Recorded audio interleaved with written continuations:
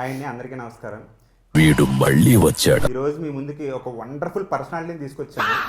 So actually ఆయన గురించి ఎంత చెప్పినా తక్కువే, అందుకనే చాలా తక్కువే చెప్దాం అనుకుంటున్నాను. సో ఆయన ఇంట్రడక్షన్ ఆయన ఇచ్చుకోమని కోరుకుంటున్నాను. Sir please. నా పేరు కిషోర్ తిరుమల. అంతకుముందు ఎంతమంది తెలుసో కానీ మొన్న డ్యాన్స్తో చాలామందికి తెలుసుంటుంది అనుకుంటున్నాను. నవ్వు ఆపుకుంటున్నావు కదరా. ఎక్కడి నుంచి మొదలు పెడదాం పవన్?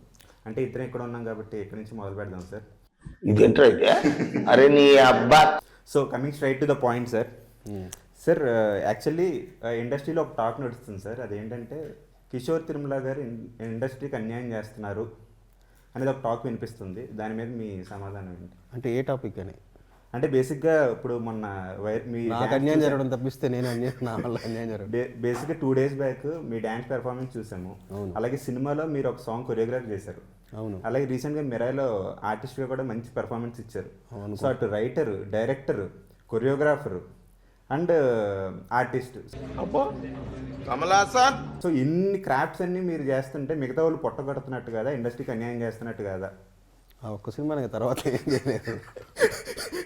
మరి ఈ డ్యాన్స్ పరిస్థితి ఏంటి సార్? డాన్సింగ్ సిచ్యువేషన్ డైరెక్టర్ అయిన తర్వాత మనం ఆ పరిస్థితిని బట్టి, ఆర్టిస్టుల డేట్ని బట్టి మాస్టర్ అంటే ఆ డ్యాన్స్ ఎలా ఉందంటే మిగతా ఇద్దరు హీరోయిన్లు కూడా మీరు డామినేట్ చేసేస్తున్నారు సార్.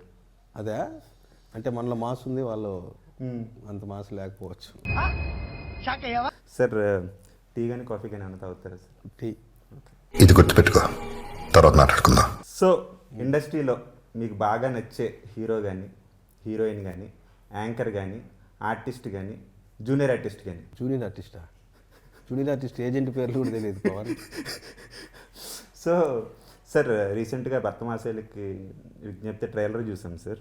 అందులో స్టార్టింగ్ బోయ గారు స్టైల్లో ఓపెనింగ్ చేశారు. సినిమాలో ఒక సంక్రాంతి ఎపిసోడ్ ఉంటుంది. సో దాని ఇట్లా ఓపెనింగ్ అనగా న్యాచురల్గా అక్కడికక్కడ సత్య అన్నది అది. ఓకే.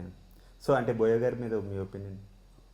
చాలా మంచి డైరెక్టర్ అండి. Okay, perfectionist. సో ఇప్పుడు రవితేజ గారు అంటే హిందీలో కూడా మంచి ఫ్యాన్ ఫాలోయింగ్ ఉంది సార్. సో హిందీ ఆడియన్స్ కూడా చూస్తారు కదా. సో నాకు కూడా ఉంది తెలుసా, కానీ చాలా మంది తెలియదు. అవును, ఫస్ట్ 300 million చేసిన రామ్ సినిమా ఉన్నదోటి జిందగీ Hindi dubbing. Okay. So Hindi ఆడియన్స్కి సినిమా చూడమని చెప్పి హిందీలో మీరు ఏదైనా చెప్పాలి అంటే బోయ గారిని కూడా మీరు అభిమానించే వ్యక్తి కాబట్టి ఆయన స్టైల్లో చెప్తే బాగుంటుంది. అది వద్దులే, ऑलरेडी हमने बोल दिया, ऑलरेडी कॉशन किया. हिंदी प्रेक्षकों को हम बोल रहे हैं, रवितेजा साहब का बहुत अच्छा एंटरटेनर और एक्शन भी है. इसमें 3 फाइट रख दिया, एंटरटेनमेंट फाइट. आप सब लोग देखकर एंजॉय करो. हमारे साहब तरफ से संक्रांति शुभाकांक्षलु. आपको भी संक्रांति है ना? అతి మాలు. ఓకే సార్, ట్రైలర్లో ఒక షార్ట్ చూసాం సార్. యాక్చువల్లీ అదేంటంటే జనరేటర్లో అండి స్వామి, నాకు ఈ టార్చర్ ఏంట్రా బాబు. నిజంగా అది మాకు తెలియదు. మేము అప్పుడెప్పుడో నిన్న మీమ్స్లో అది అండర్లైన్ చేస్తే కానీ తెలియదు నాకు. ఓకే. మేము 2024లో రాసింది పవన్ బాసిం శెట్టి అని అతను రాసిన ఎపిసోడ్ అది. నాకు అది సంబంధమే లేదు. అనవసరంగా దాన్ని వదిలేద్దాం. నెక్స్ట్ టీ అదే చెప్పా పవన్. అది ఇంటర్వ్యూలో క్వశ్చన్ సార్. యాక్చువల్లీ ఇక్కడ టీ కాఫీ ఏమీ లేవు సార్ దానికి. ఏంటో ఈ జనరేషన్ కామెడీ. సార్ ఇప్పుడు ఇది ఒక స్పెషల్ రౌండ్ సార్. ఇందులో ఏంటంటే నేను ఆన్సర్ చెప్తాను, నేను క్వశ్చన్ చెప్పాలా? మీరు క్వశ్చన్ చెప్పారా? పిక్చర్ల గురించి వెంటనే కానీ లైవ్ లో ఇదే చూడటం. క్వశ్చన్కే ఆన్సర్ చెప్పడం రాదు. సరే చెప్పు. సో నేను ఆన్సర్ అంటే కిషోర్ తిరుమల గారు ఆన్సర్ అది. సో కిషోర్ తిరుమల గారు ఆన్సర్ చెప్తున్నారు. సో దాని క్వశ్చన్ ఏమై ఉంటుందని మీరు గెస్ట్ చేయాలి. అడుగు ఏదో. అర్థమైంది కదా సార్? అర్థం లేదా ఇంకా అయిన చెప్పాల్సిందే.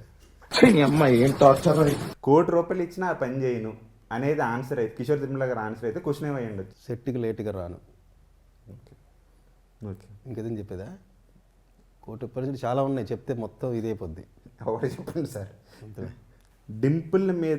డింపుల్ మీద ఆశిక అంటేనే నాకు ఎక్కువ ఇష్టం అనేది కిషోర్ గారు ఆన్సర్ అయితే దాని క్వశ్చన్ ఏమై ఉండొచ్చు?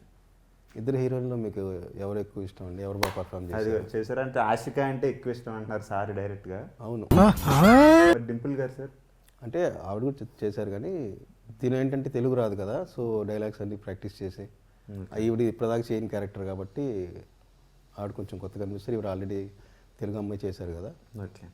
ఎలా చెప్పాను రెగ్యులర్ ఇంటర్వ్యూలో లాగా. ఇప్పుడు నేను అడిగే క్వశ్చన్కి రాంగ్ ఆన్సర్ చెప్పాలి సార్. సో భర్తమాసలికి విజ్ఞప్తి, 2 అమ్మాయిల మధ్య నలిగే ఒక మగాడి కథ.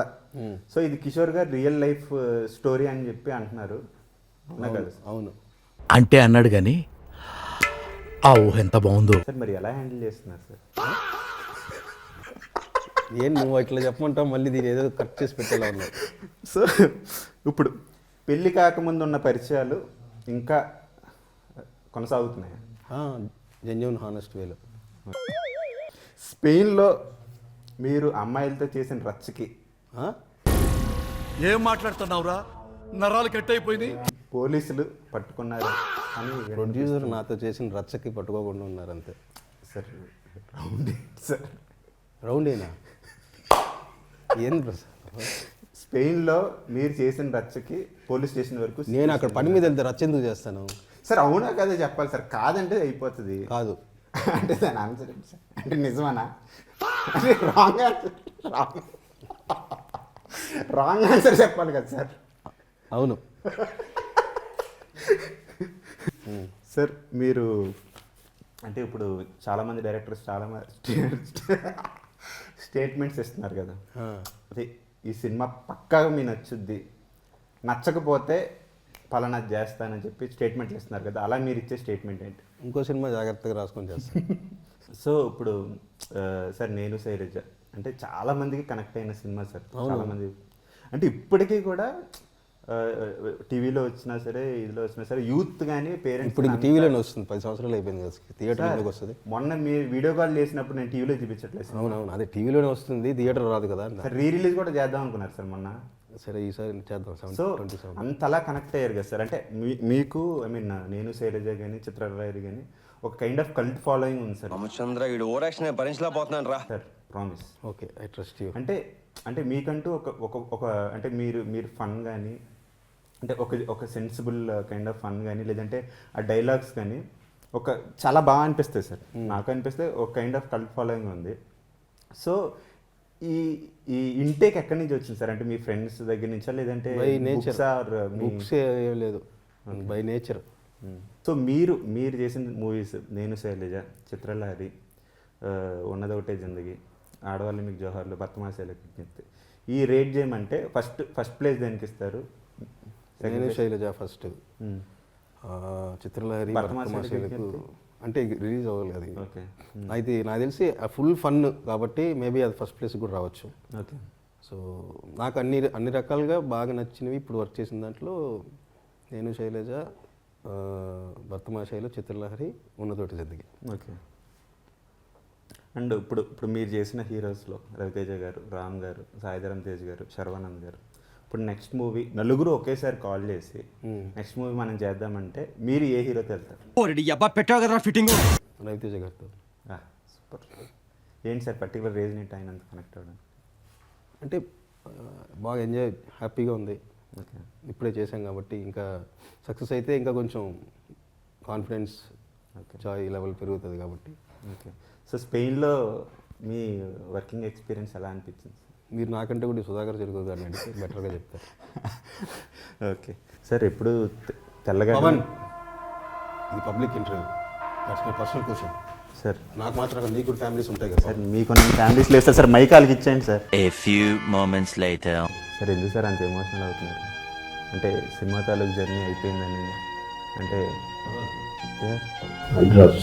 Polio drops sir. సార్ అయిపోయింది సార్, అందరూ వెళ్ళిపోతున్నారు సార్. వెళ్దాం పద.